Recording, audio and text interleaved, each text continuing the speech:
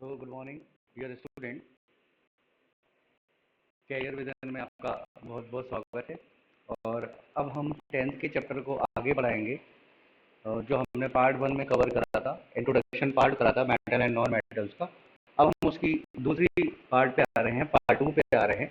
और वो part two जो हमारा है वो है आपका physical properties of metal and non metals. तो बच्चों, सबसे पहले हमें समझना है कि पहली प्रॉपर्टीज क्या होती है। लश्यर। लश्यर का मतलब क्या होता है? लश्यर का मतलब होता है चमक, चमकदार। कोई चीज कितनी चमकदार है वो उसकी प्रॉपर्टीज को हम क्या बोलते हैं? लश्यर बोलते हैं। तो ज्यादातर आपने देखा होगा मेटल्स जो हैं वो शाइनी सरफेसेस होते हैं। ज्यादातर मेटल्स क्या होते हैं? चमकते हैं। ये मतलब एक जनरल प्रॉपर्टीज है। फिर दूसरी बात, they do not have the shiny surface. अब नॉन मेटल के पार्ट में अगर हम बात करें तो नॉन मेटल ज्यादातर शाइनी सरफेसेस नहीं होते, ठीक है ना? क्योंकि शाइनी सरफेस होने के लिए मेटल की प्रॉपर्टी होना बहुत जरूरी है। तो मेटलिक प्रॉपर्टी ना होने के कारण क्या होते हैं? नॉन मेटल शाइनी नहीं होते। ठीक। एक्सेप्ट किसको छोड़ दें हम? आयोडीन को। तो आयोडीन एक ऐसा नॉन मेटल है जो कैसा होता है? चमकदार होता है। ठीक है, शाइनी सरफेस। दूसरी चीज बात आती है हार्डनेस की। तो ज्यादातर हमने जितनी भी प्रॉपर्टीज मेटल की सबसे पहले हमने देखी, तो उस प्रॉपर्टीज में हमें सबसे पहले क्या देखने को मिला कि जो मेटल्स होते हैं वो मोस्टली कैसे होते हैं? हार्ड होते हैं। तो सबसे पहले इसकी प्रॉपर्टी लगा कि दे आर जनरली हार्ड। ज्यादातर हम मेटल्स की बात करें तो सभी मेटल्स ज्यादातर हमारे कैसे होते हैं? हार्ड होते हैं। मगर हम एक्सेप्ट अगर बात करें किसको छोड़कर? सोडियम, लिथियम और पोटेशियम को अगर हम छोड़ दें, सोडियम, लिथियम और पोटेशियम को अगर हम छोड़ दें, तो इन मेटल्स को हम काय से काट सकते हैं? नाइफ से आसानी से कट कर सकते हैं। तो ये एक्सेप्शन आ गया ना, कि देखिए वैसे तो हार्ड होते थे मेटल। आयरन देखो कितना हार्ड है, कॉपर देखो कितना हार्ड है, एल्यूमिनियम देखो कितना हार्ड है, ठीक है। मगर बात करें अगर हम top of the reactivity series पर जो एलिमेंट प्रेजेंट है, लिथियम, सोडियम, पोटेशियम, इनको हम क्या कर सकते हैं? नाइफ से कट कर सकते हैं। तो देखिए कहीं कहीं हर जगह एक्सेप्शन है। और जब हम मेटल और नॉन मेटल के केसेस में चीजें पढ़ते हैं तो बेटा ज्यादातर हमें क्या होते हैं? एक्सेप्शन के साथ साथ फैक्ट्स प्लस एक्सेप्शन दोनों चीजें हमें पढ़ाई जाती हैं, हमें पढ़ना चाहिए।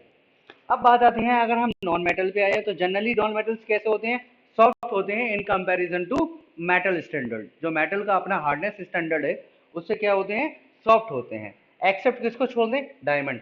अब आप देख लीजिए नॉन मेटल कार्बन का बना होने के बाद इसकी बॉन्डिंग जो है ना वो sp3 हाइब्रिडाइज कार्बन की होती है, ठीक है। तो इसी वजह से इसके जो पूरे बॉन्ड हैं वो पूरे क्या होते हैं? फुली फिल्ड होते हैं और शेयर्ड होते हैं। और ये डायमंड जो है ना वो हार्डेस्ट सब्सटेंस होता है वर्ल्ड का।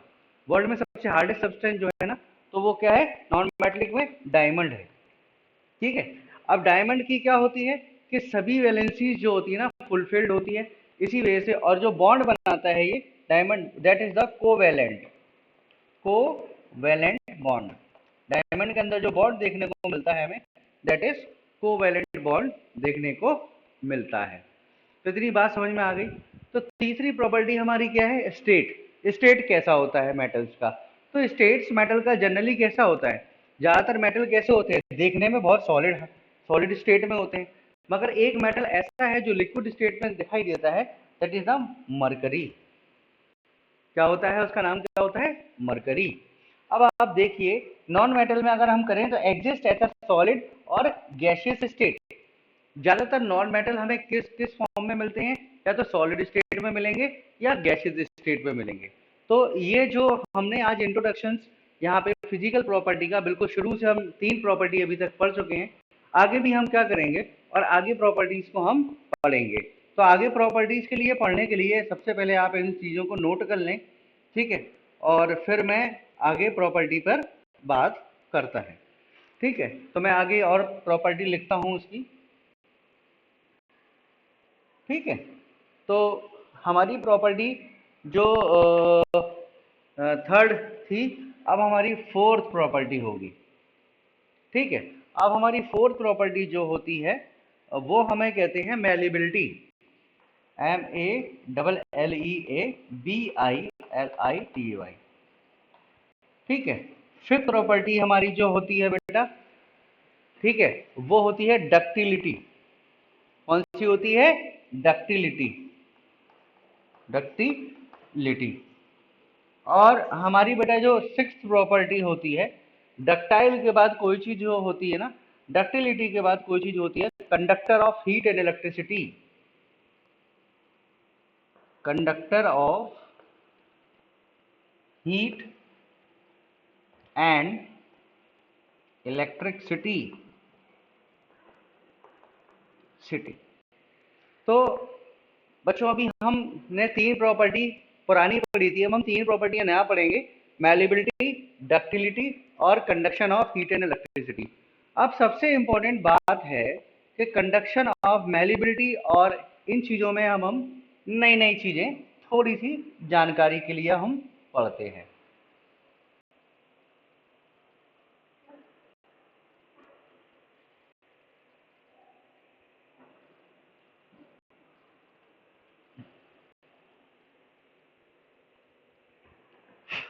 तो आप अब देखिए कि हमारे पास क्या है, तीन प्रॉपर्टी नई आई हैं, तीन प्रॉपर्टी हम पढ़ चुके थे, अब तीन प्रॉपर्टी को हम और अच्छी तरीके से इस बात को हम पढ़ेंगे। ठीक,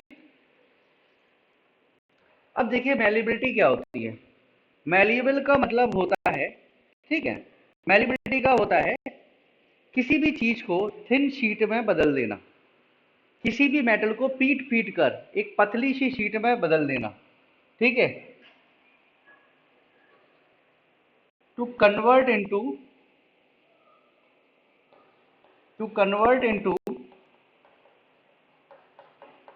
इनटू थिन शीट, एक पतली सी लेयर में, जैसे एल्युमिनियम फाइल होता है ना, बिल्कुल इस लेयर में किसी भी मेटल को कन्वर्ट जब आप कर दोगे, ठीक है, तो वो चीज क्या कहलाएगी? आपकी मैलिबिलिटी कहलाएगी। अब मैलिबिलिटी में कुछ एक्सेप्शन हैं, एक्सेप्शन हमें ये समझने हैं। तो अगर हम करें सोडियम लिथियम और हम पोटेशियम की बात करें, इसकी बात करें, ठीक है, अगर सॉरी सॉरी बेटा, गोल्ड और सिल्वर की बात करें तो सबसे अच्छे एग्जांपल इसके जो है ना, वो एक है गोल्ड, एयू मीन्स गोल्ड और एजी मीन्स सिल्वर, ठीक है। तो गोल्ड और सिल्वर दो सबसे अच्छे मैलिएबल एलिमेंट है जो अपनी प्रॉपर्टी मैलिबिलिटी को सबसे ज्यादा among the all the elements, ये दो ऐसे एलिमेंट्स हैं जो पूरे पीरियोडिक टेबल में मैलिबिलिटी सबसे ज्यादा शो करते हैं। First one is gold and second word is silver. तो मैलिबिलिटी अगर हम देखें तो मेटल्स में सबसे ज्यादा देखने को किसमें मिलती है बेटा? गोल्ड और सिल्वर में मिलती है, ठीक है। अब नॉन मेटल्स क्या होते हैं? They are non malleable, non malleable. Non metal जो है ना, इनको अगर हम कितना भी अगर हिट करेंगे तो ये पूरे बिखर जाएंगे, टूट जाएंगे, मगर ये कभी भी शीट में कन्वर्ट नहीं होंगे। तो यही डिफरेंस हम जो पढ़ रहे हैं, ये एक्चुअली में डिफरेंसेस भी हैं और हम उनकी फिजिकल प्रॉपर्टीज को भी बहुत अच्छी तरीके से समझना चाह रहे हैं। तो बेटा क्या हुआ, गोल्ड और सिल्वर में हमने समझ लिया कि मैलिबिलिटी सबसे ज्यादा अगर किसी एलिमेंट में दो में देखी जा रही है तो गोल्ड और सिल्वर में देखी जा रही है। और मैलिबिलिटी का मतलब क्या होता है?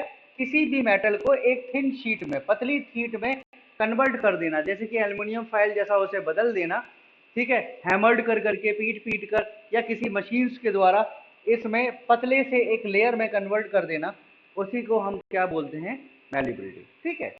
और नॉन मेटल्स, फिर से मैं समझा रहा हूँ, non metal they are the non malleable. Non metal में ये प्रॉपर्टी नहीं देखने को मिलती है। अगर हम नॉन मेटल्स को किसी को भी हिट करेंगे तो वो बिखर जाएंगे, टूट जाएंगे, ना कि वो कभी भी शीट में कन्वर्ट होंगे। अब डक्टिलिटी का मतलब क्या होता है? Convert into a thin wire, into thin wire, thin wire में कन्वर्ट करने को हम क्या बोलते हैं? डक्टिलिटी बोलते हैं, ठीक है। डक्टिलिटी क्या होती है? कन्वर्ट इनटू थिन वायर, या हम कह सकते हैं किसी भी मेटल को अगर हम थिन वायर में कन्वर्ट करते हैं, drawn into a thin wire, कुछ भी आप लिख सकते हो, ठीक है। अगर कोई भी मेटल एक पतले से तार में बदल जा रहा है तो वही चीज उसकी क्या कहला रही है? डक्टिलिटी कहला रही है। बात समझ में आ रही है? अब दूसरी बात क्या होती है, अगर हम नॉन मेटल के, तो दे आर नॉट डक्टाइल, ये डक्टाइल नहीं होते, क्योंकि इनके अंदर ऐसी एबिलिटी ही नहीं होती कि ये वायर का कोई भी तरीके से वायर में कन्वर्ट हो सके। तो ठीक है, तो एक सिंपल सी फिजिकल प्रॉपर्टीज हमें एक और मालूम पड़ी मेटल और नॉन मेटल के बाद, डक्टिलिटी, जिसका मतलब होता है convert into a thin wire. और अगर हम नॉन मेटल पे बात करें तो they are the non ductile, ये डक्टाइल नहीं होते। ठीक, आगे अगर हम बात करें, ठीक है, तो conduction of heat and electricity. अगर conduction of heat and electricity की बात करें हम, ये लिखा है ना conductor of heat and electricity. अब इसमें करेंगे metal always a good conductor of electricity, good conductor होते हैं हीट एंड इलेक्ट्रिसिटी।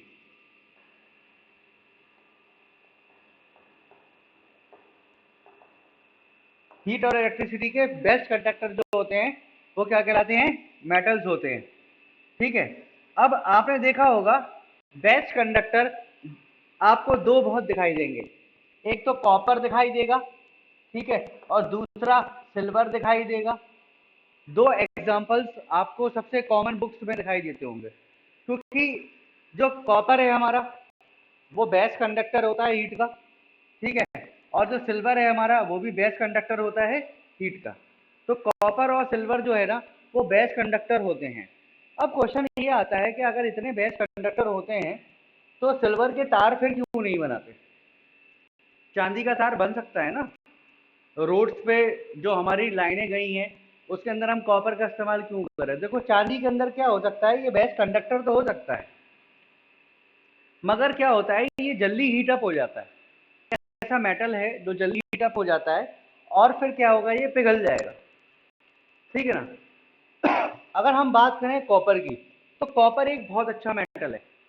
सबसे अच्छी बात, रेजिस्टेंस वैल्यू जो है ना कॉपर की वो बहुत अच्छी होती है। मतलब कहने का मतलब है, आप मान लीजिए कि आपके पूरे एक रूम के अंदर जो है ना वो पूरी वायरिंग है, ठीक है ना, और अगर हम कॉपर की वायरिंग कराई हुई है तो कॉपर क्या करता है, जितना अमाउंट ऑफ वोल्टेज आता है, जितनी जरूरत है उसको उतना लेता है, बाकी चीजें क्या कर देता है, वापस भेज देता है। तो रेजिस्टेंस वैल्यू अगर किसी चीज की सबसे बेहतरीन है तो वो है कॉपर।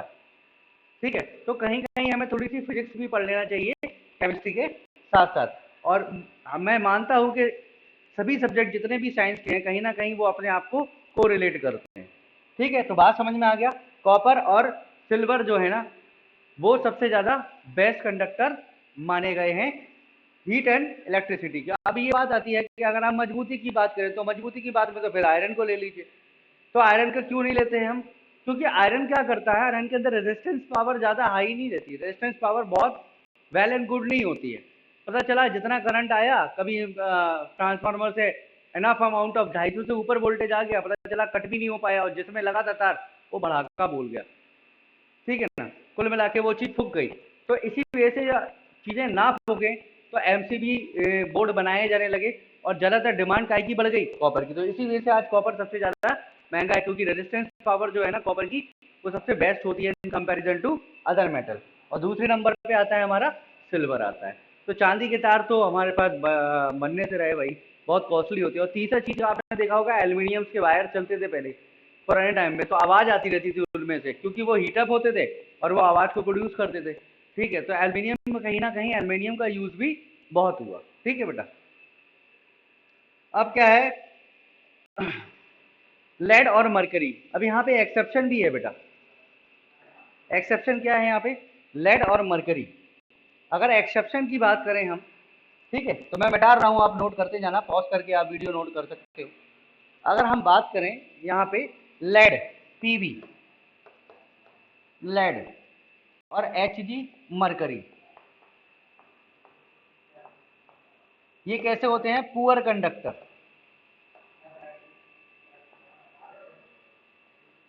कंडक्टर ये कैसे होते हैं, पुअर कंडक्टर। अब भाई क्यों होते हैं पुअर कंडक्टर? भाई अगर आप मेटल हो तो आपके अंदर से इलेक्ट्रॉन फ्लो होना चाहिए ना, मगर ये कहाँ रहते हैं, दोनों लिक्विड स्टेट में, मरकरी है, लेड है, ये क्या होते हैं, पुअर कंडक्टर ऑफ इलेक्ट्रिसिटी होते हैं। ठीक है, पुअर कंडक्टर होते हैं। अब कंडक्टर का मतलब होता है किसी चीज को अपने अंदर से क्या करना, फ्लो कराना। तो पुअर कंडक्टर काहे के होते हैं, हीट के होते हैं। पुअर कंडक्टर किस चीज के होते हैं, ये ध्यान रखना है, हीट के होते हैं। ठीक, तो लिक्विड स्टेट में ज्यादातर मरकरी आपको मिलता है मेटल होने के बावजूद, क्योंकि ये क्या है, एक्सेप्शन है। ठीक है, और लेड जो है वो भी आपको मिलता है। तो दोनों ही conductor of heat and electricity में अगर हम देखें तो कंडक्टर तो हमारे दो हो गए, कॉपर हो गया, सिल्वर हो गया, एल्यूमिनियम को भी मान सकते हैं, पहले वायर्स बनते थे। अब क्या है, क्या हो गया, अब लेड है और हमारे पास मरकरी है, मरकरी लिक्विड फॉर्म में है। तो ये क्या होती हैं, दोनों चीजें क्या होती हैं, पुअर कंडक्टर ऑफ हीट होती है। ये अपने अंदर से हीट फ्लो नहीं करा सकते। बात समझ में आ गया, इतना ध्यान रखना है आपको। अब नॉन मेटल्स की बात करें तो नॉन मेटल क्या हो सकते हैं, poor conductor of heat and electricity, poor conductor of heat and electricity, except किसको कर जाए, ग्रेफाइट को। एक्सेप्ट किसको छोड़कर, ग्रेफाइट। किसको छोड़ दें, अगर हम ग्रेफाइट को छोड़ दें। भाई ग्रेफाइट क्या है, अब यहां पे समझ लीजिए, ग्रेफाइट जो है बेटा वो एक नॉन मेटल है, नॉन मेटल है। ग्रेफाइट क्या है, नॉन मेटल है। अब नॉन मेटल तो पुअर कंडक्टर होता ना, पुअर कंडक्टर है। तो आपको दिमाग से ये सोचना है, ठीक है। अब इसमें पुअर कंडक्टर का मतलब क्या होता है, do not conduct electricity.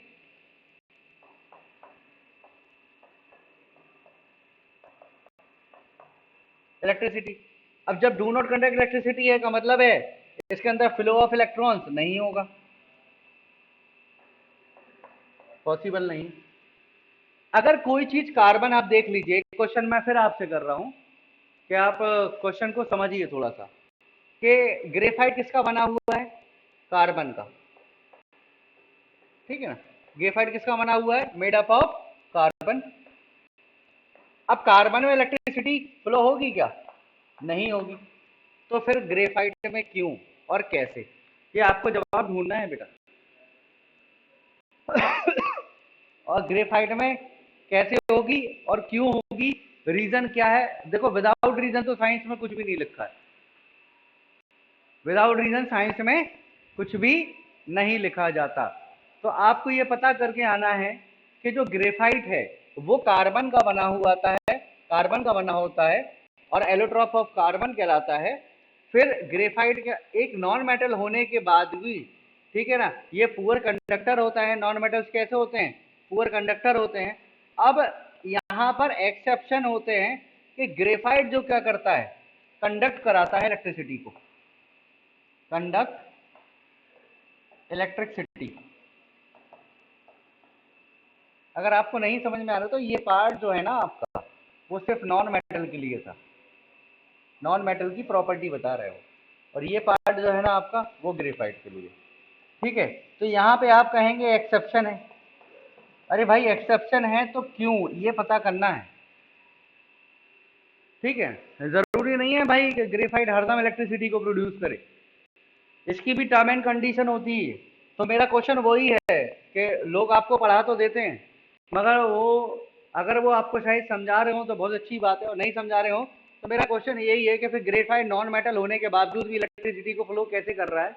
Even a non metal do not conduct heat and electricity both. तो नॉन मेटल में इलेक्ट्रॉन्स कहाँ से आए, और अगर इलेक्ट्रॉन्स नहीं है तो फिर इलेक्ट्रिसिटी कहाँ से फ्लो हुई। तो ये बहुत अच्छा सा क्वेश्चन है जो आप लोग नोट कर सकते हैं, ठीक है। अब हम और आगे थोड़ा सा बढ़ते हैं, ठीक है।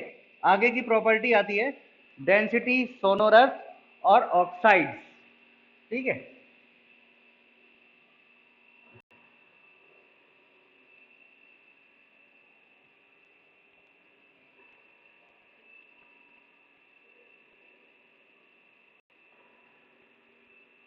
अब प्रॉपर्टी जो आती है वो होती है डेंसिटी, डेंसिटी। अब मेटल ज्यादातर आपने देखा होगा डेंस होते हैं ना, काफी घने होते हैं। तो हम प्रॉपर्टी अगर मेटल्स की हम बात करें तो density generally high density and high melting point. ठीक है, अगर हम बात करें तो जनरली क्या होती है, हाई डेंसिटी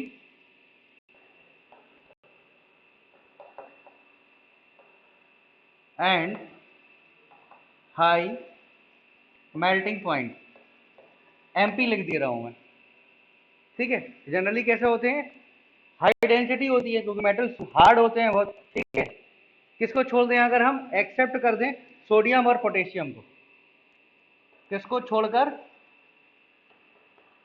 सोडियम और पोटेशियम। मैं सिंबल लिख दे रहा हूं, एन स्टैंड फॉर सोडियम, के फॉर पोटेशियम। ठीक है, तो सोडियम और पोटेशियम को छोड़ के, क्यों, हम पहले भी पढ़ चुके हैं, सोडियम और पोटेशियम को एक चाकू की मदद से काटा जा सकता है, नाइफ की हेल्प से कट किया जा सकता है। ठीक है, तो डेंसिटी हमें मालूम पड़ गई, एक्सेप्शन मालूम पड़ गया। अब इसमें क्या होगा, have a low density and low melting point, low density and low melting point.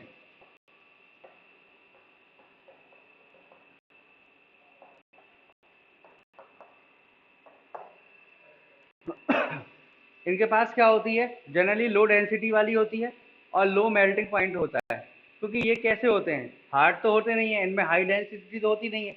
अगर कोई चीज़ कमज़ोर है तो आप ज़रा सी हीट देने से वो ब्रेक डाउन हो जाएगी, और कोई चीज़ हार्ड है तो उसमें हमें ज़्यादा हीट देना पड़ेगी। ठीक है, तो हमने मेटल में एक एक्सेप्शन दो लगाए हैं, सोडियम पोटेशियम। बाकी जनरली मेटल्स को हमें नॉर्मल हीट पे हम उन्हें ब्रेक डाउन नहीं कर सकते। तो डेंसिटी अगर बात करें तो मेटल्स की ज़्यादा होती है in comparison to non metals. तो डेंसिटी की चीज़ों को आप नोट कर लीजिए। डेंसिटी के बाद हम न्यू पॉइंट्स पे आएंगे, आप पॉज करके वीडियो भी नोट कर सकते हैं। डेंसिटी के बाद हम अपनी नेक्स्ट प्रॉपर्टीज पे आ रहे हैं, और वो है सोनोरस। क्या होता है बेटा, नेक्स्ट प्रॉपर्टी होती है हमारी सोनोरस। ठीक है ना, SONOROUS। सोनोरस कैसी प्रॉपर्टी होती है बेटा, सोनोरस वो प्रॉपर्टी होती है, आपने मंदिर में घंटा देखा है, उसको बजाते हैं तो एकदम से आवाज करता है। तो मेटल की वो प्रॉपर्टी, जब वो उसको स्ट्राइक किया जाए तो वो साउंड प्रोड्यूस जो करती है, उसी चीज को हम क्या बोलते हैं, सोनोरस बोलते हैं। तो बात समझ में आ गया। तो ज्यादातर मेटल्स क्या करते हैं, साउंड प्रोड्यूस करते हैं ना बेटा। ठीक है, तो metal produce a sound on striking the hard surface. ठीक है, तो मेटल प्रोड्यूस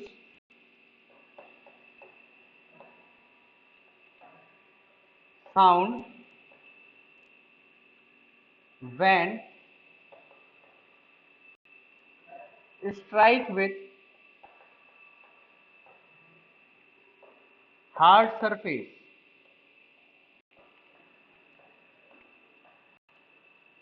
सरफेस से जब टकराते हैं तो क्या करते हैं, साउंड प्रोड्यूस करते हैं। इस बात पे आप अंडरलाइन कर लें, प्रोड्यूसेस साउंड।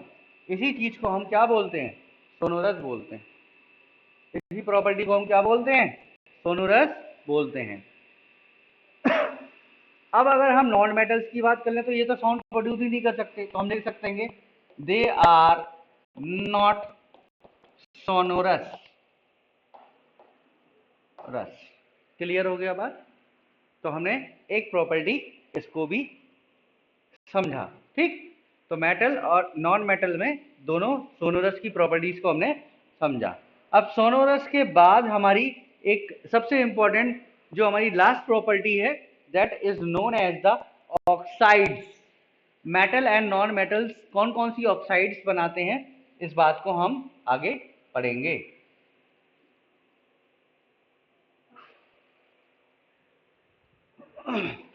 अब हमारी जो न्यू प्रॉपर्टी है और लास्ट प्रॉपर्टी है, दैट इज ऑक्साइड्स। ठीक है, तो अब हमें यह समझना है कि ऑक्साइड्स होते क्या हैं। ठीक है, जब भी कोई मेटल ऑक्सीजन के साथ रिएक्ट करता है तो वो हरदम क्या बनाता है, ऑक्साइड्स बनाता है। ठीक, क्या बनाता है, ऑक्साइड। मतलब मेटल का कॉम्बिनेशन ऑक्सीजन के संग क्या बोला जाता है, उसे हम ऑक्साइड्स बोल सकते हैं, मेटलिक ऑक्साइड बोल सकते हैं। अगर वो नॉन मेटल के संग हो रहा होगा तो नॉन मेटलिक ऑक्साइड बोल सकते हैं। तो मतलब कई तरीके से हम अपनी बात को बोल सकते हैं। ठीक है, तो सबसे अच्छी बात क्या है metallic oxide basic in nature. ज्यादातर जो ऑक्सीजन ऑक्साइड्स होते हैं मेटल, तो जो मेटेलिक ऑक्साइड बनती है, मेटेलिक ऑक्साइड, ठीक, कैसी होती है? Basic in nature. इनके जितने भी ऑक्साइड्स होते हैं वो कैसे नेचर के होते हैं? बेसिक। जैसे कि एग्जाम्पल, ठीक है, मैग्नीशियम ऑक्साइड, ठीक है, एग्जाम्पल कैल्शियम ऑक्साइड, ये सभी क्या हैं? बेसिक इन नेचर के होते हैं। और जो नॉन मेटेलिक ऑक्साइड्स होते हैं वो एसिडिक इन नेचर के होते हैं। ऑक्साइड्स जो हैं आर एसिडिक इन नेचर।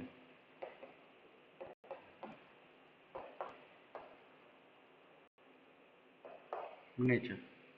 तो ये बात यहाँ पे पूरी होती है और हमारी पूरी फिजिकल प्रॉपर्टीज यहाँ पर कंप्लीट होती है। तो बच्चों हमें यही बात समझना था पार्ट 2 में। पार्ट 1 में हमने चैप्टर्स का इंट्रोडक्शन की बात करी थी और चैप्टर 2 के अंदर हमने जो है वो इनकी फिजिकल प्रॉपर्टीज की बात करी थी। और फिजिकल प्रॉपर्टीज का पढ़ना हमारे लिए बहुत ज़रूरी होता है। अगर हम फिजिकल प्रॉपर्टीज को नहीं पढ़ेंगे तो भी हम कभी भी अपना जो है ना केमिकल प्रॉपर्टी से किसी भी चीज़ को कंपेयर नहीं कर पाएंगे। केमिकल प्रॉपर्टी उतनी आसानी से भी हमें समझ नहीं आएगी। तो सबसे पहले इंपॉर्टेंट बात जो होती है वो प्रायोरिटी सबसे पहले हम फिजिकली देते हैं। देखिए, अगर आपको कोई देख रहा है तो पहले वो फिजिकल देखेगा। डॉक्टर अगर आपको बीमारी को देख रहा है तो पहले आपकी बॉडी के पॉस्चर को देखेगा। तो आपका वो प्रॉपर्टी क्या कहलाई? आपकी फिजिकल प्रॉपर्टी। अब आपके ब्लड में क्या इन्फेक्शन है, आपके अंदर कौन सा बैक्टीरिया सर्वाइव कर रहा है, कौन से वायरस से आपको बीमारी हो रही है, वो जब ब्लड सैंपल निकालेगा, that is the chemical composition.